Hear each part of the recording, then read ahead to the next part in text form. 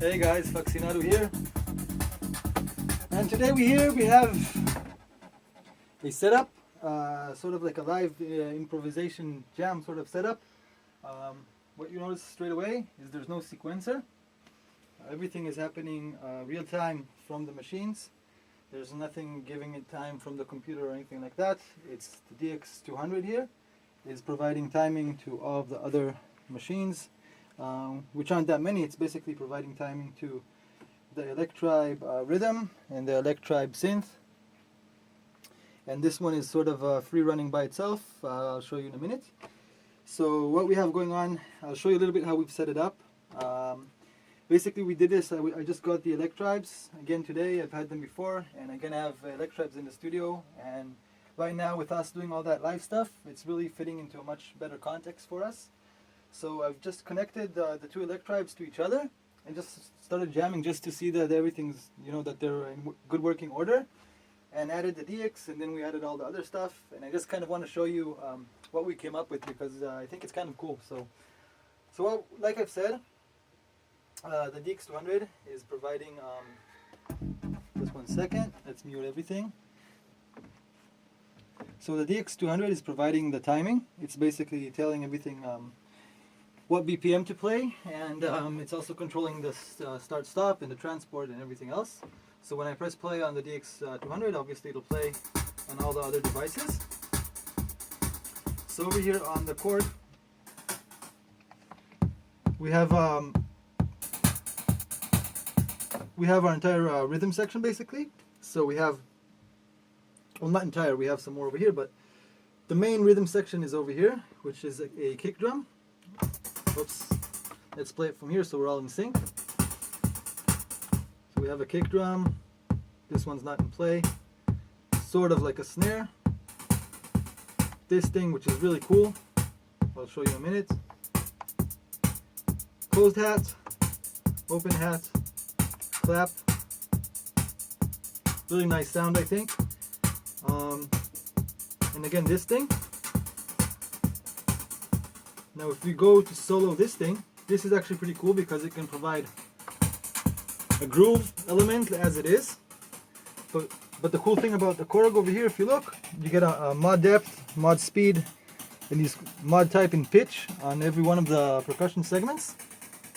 So if we go over here and start messing with this,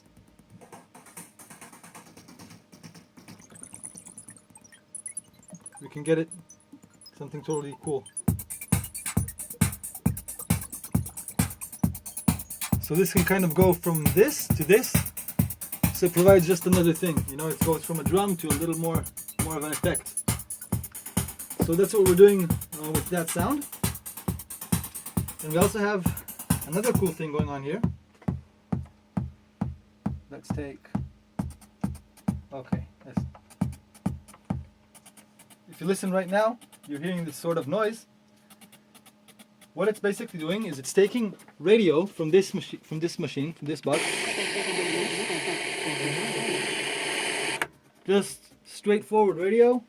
It's taking it into the Electribe, and it goes into this audio in2 channel. And what it does is, if I go here, it just cuts it. It's like a chopper, like a looper, a slicer. It slices it, and I can play, turn on and off. And you can also, use the decay and use all your knobs on this channel as if it were an oscillator. So, and we're using the radio just to get, a bit of a random noise. Every hit is going to be different.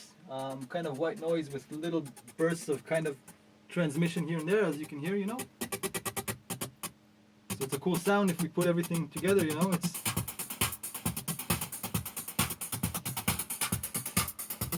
And I can open the decay.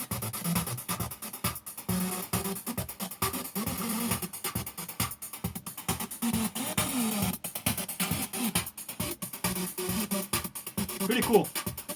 So that's one of them. Let's take it a little lower for a minute.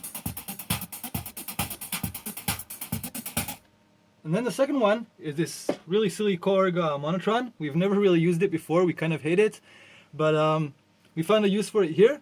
As you can see, there's two audio ins, so that was number 2, and number 1 is actually this Korg Monotron, so it goes into number 1 here, and it's getting chopped.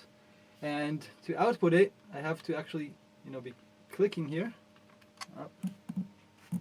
The output is kind of, there we go. And then we get this. This is just playing this weird LFO crap. That's just inside. And if I send it here, and it gets on my beat obviously because it's getting chopped up to the beat, so it's pretty nice. So we have this and we have the other one, we can play them both. So this is the Monotron, and then that number 2 is the radio. So pretty cool random percussions in here, and we can add in, all the rest of the drums.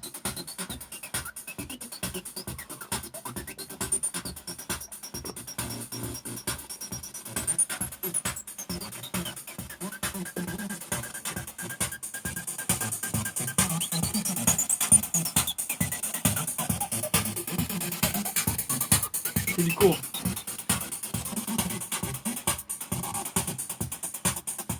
So that would be what this machine is doing. Oops. That would be what this machine is doing. And then if we go over to the Electribe A, the Electribe A is actually a 2-part kind of virtual analog synth with a sequencer inside that is similar to the Electribe R in the sequencer section. So we have one part, you can switch between the parts over here. They have separate volumes and separate pretty much everything, so it's basically 2 synths actually inside. So the first part we'll be doing, and they also have separate outputs, which is pretty cool. We can put different EQ or whatever, different effects on each one, as we've done. I'll show you in the end what we're doing on the PC.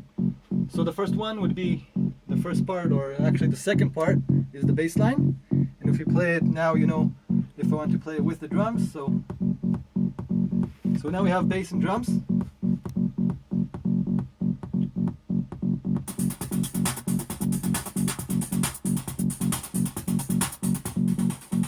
Oops, sorry, I wanted to mute. Bass and drums, and we can put in our special drums and all that, all that stuff that I've shown you with the bass. And then we have the synth channel, so let's put in the synth channel.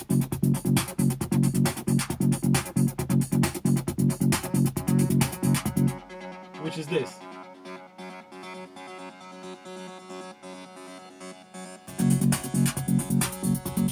We can play with the parameters, cutoff, resonance,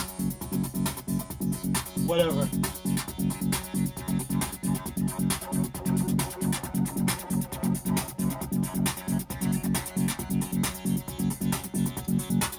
So that's what's coming from these guys.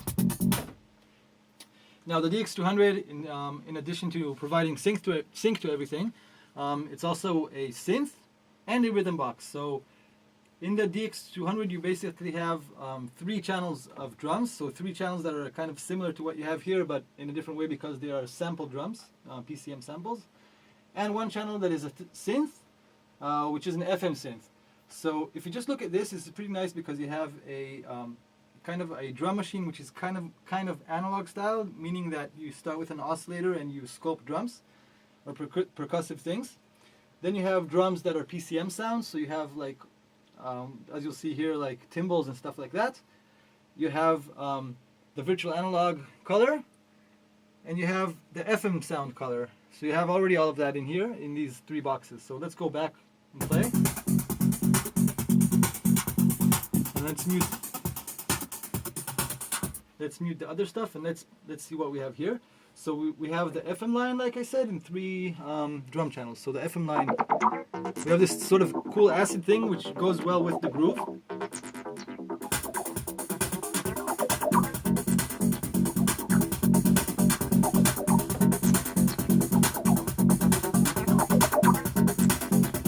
And of course you can mess with the parameters on it as well.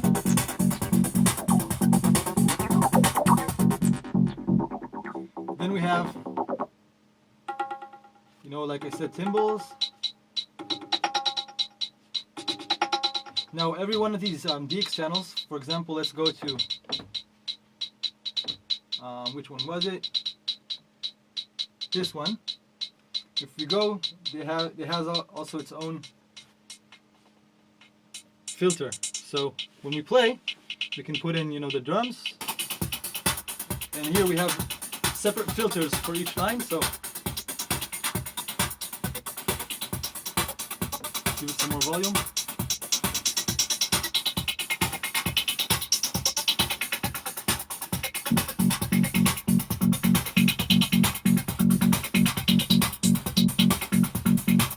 And I can add in more delay from inside the box itself and change the groove.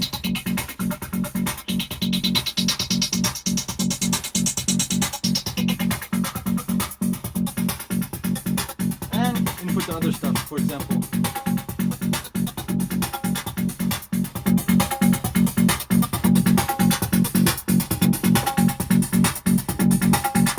And I can put in the effects.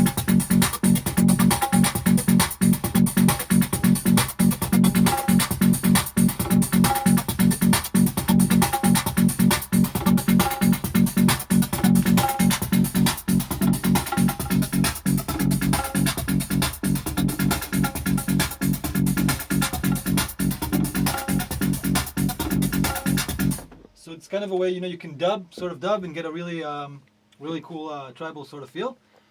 So that's these, and we added one more thing. We added the Novation K-Station.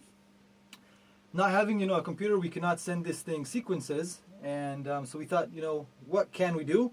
So we have an Arpeggiator over here that has a latch function, which means that the moment you press it, it'll latch to these notes and continue playing these notes even if you leave it off.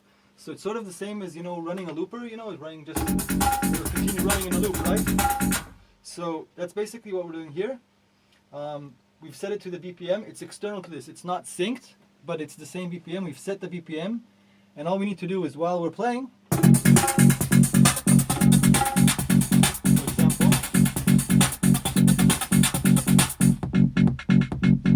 let's say you have this. You have to be on time. Oops.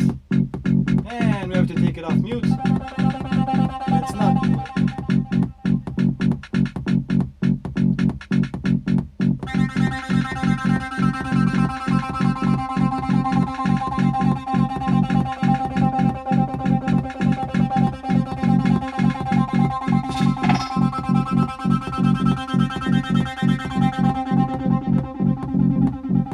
It's not on the right tempo right now. That's the trick here. Because it's not synced, you have to be really, really on time. You know, if you played a one-shot, it would matter a lot less, you know, if you're not exactly on the snap on a one-shot. But this is an arpeggiator that's going to run across the track. So this is kind of like something that you really have to be on time while hitting the knob, and it has to, yeah.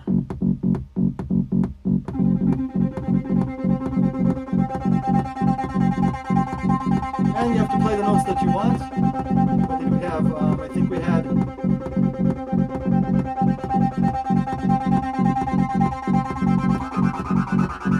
Oh, okay. It wasn't the right notes even, so now it's on time.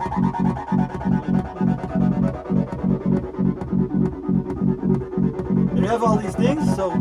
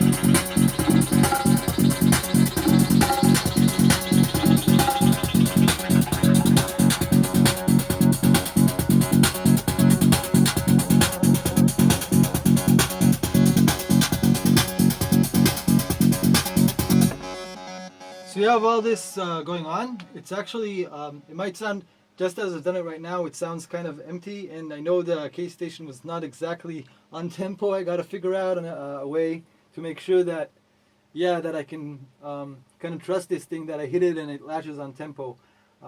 We've done it a few times and it was perfect, and now we couldn't get it to latch to save my life. So I don't know, kind of have to make little work on the K-Station, but everything else, as you see, it syncs pretty perfect, and it's pretty cool. And actually, I think this platform, we've messed around with it before.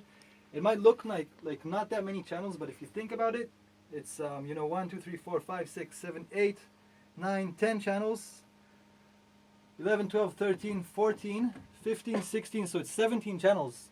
It's not that meager, it's there's a lot of sounds, and I think the most important thing is it's 17 channels that are dynamic, so it kind of provides for a lot of sonic content because it's 17 channels that are always all the time changing.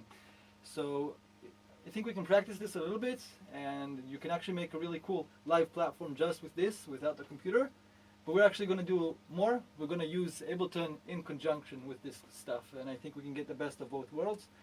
Just one thing, last thing to mention.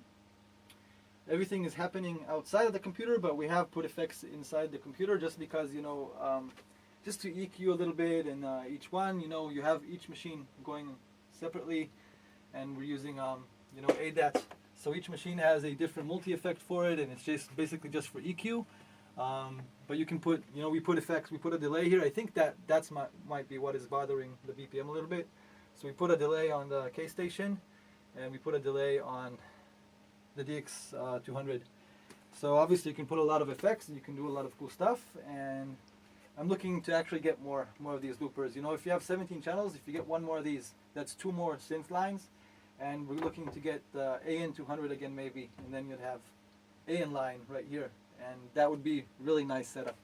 So thanks for watching. Hopefully we'll get a nice kind of live mix of this thing going, and we can record that too, and check for that on our YouTube channel as well. See you, have a good day.